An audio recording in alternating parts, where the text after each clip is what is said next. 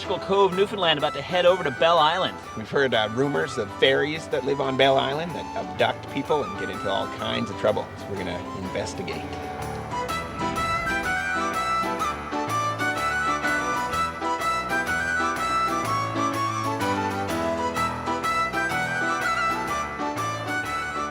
The people on Bell Island, for generations and generations, they were pretty hard living. They were either working at the sea or working deep in the earth in the mines. To discover the story behind the Faeries, we first had to dig deep into Bell Island history. So Clayton, I just want to get an idea of kind of what it was like for a miner to live here.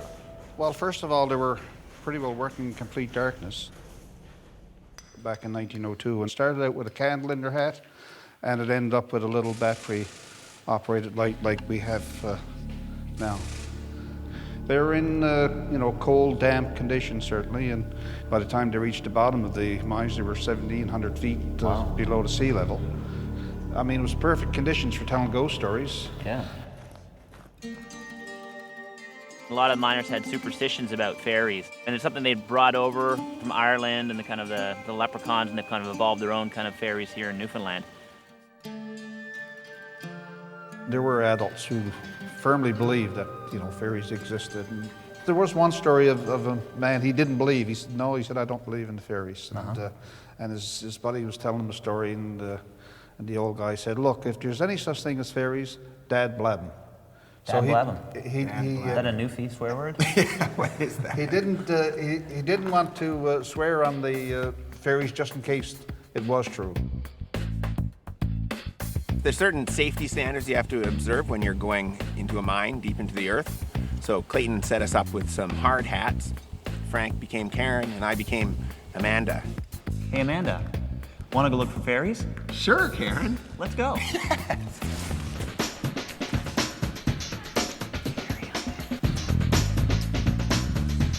Nothing. Dab, blab 'em. Because it's so damp and moist, everything rots quite easily, so it's the perfect place for mushrooms to pop up. We don't like to talk about that. We have our little crops growing down here. I think the key to finding fairies is to kind of lubricate the mind a little bit. It tastes like mushrooms, your store-bought variety, but they always do, don't they? It's what happens afterwards. Did you hear that, Todd? What's that sound? Sounds like footsteps. Little footsteps.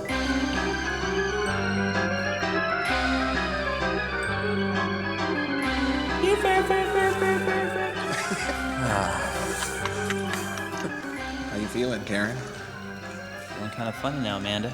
I think I know where the miners saw fairies. Uh-huh. But we haven't actually found any physical evidence, though, have we? I think they're topside. Yeah. Are the walls breathing for you, too? We headed out to meet Henry, and he was going to take us to Butler Marsh, where reputedly there have been some fairy encounters. If we go in here, we're going to get out of there alive? Well, let's try and see. I'm not leaving this island without a fairy under each arm. All of us kids, we weren't allowed to be in that meadow when the fog came in. You don't want the kids just wandering out in a bog and disappearing forever, so you say, there's monsters in the bog, there's fairies, there's short little scab-faced humans that will take you down. These are not leprechauns. These things were here before we got here. They don't have like pots of gold and stuff like that. No, they have nothing. Nothing. They have nothing but misery. Butler's Marsh, because that was one of the last known sightings of the fairies, where a man was actually abducted for 3 days. Had he just walked off and disappeared in the woods He or something? just was on his way up from the mines, Yeah? cutting through Butler's Marsh, and that was it. Gone. End of story, he was gone. And that's the last time anybody seen him. But did he tell people he was abducted by fairies or not? But everybody figured he was. Oh, yeah. Because he just disappeared and came. The area had been honeycombed. And how many people And looked still for him? walked out. Probably 400 or 500. Wow. And they finally gave up, thought he was just disappeared. He came out of the woods and he thought he was only gone for about an hour or two.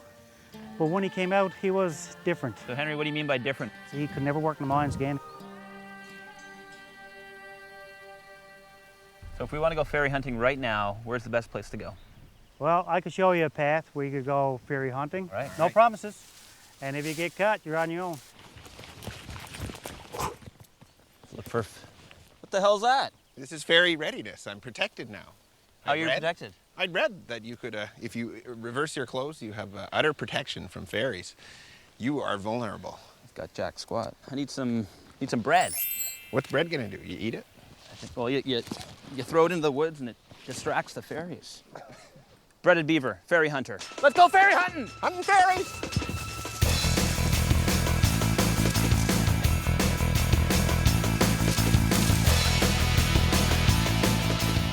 No, keep sharp here. You keep sharp, keep sharp. Smell it. What's that?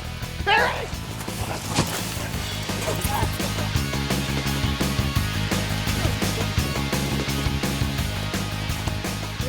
Come here, fairy. Yeah! Get one? What's up?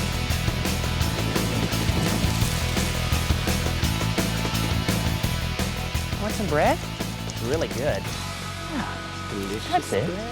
That's it. Bread ball. Foiled by the fairy again. It's good bread, too. So we're leaving Belle Island now with no physical evidence of fairies, although we came close. Somehow my clothes are on inside out. We got that close to the legend. It's a strong legend. It lives on Belle Island. The fairies. And now we gotta catch a real fairy. And get out of here.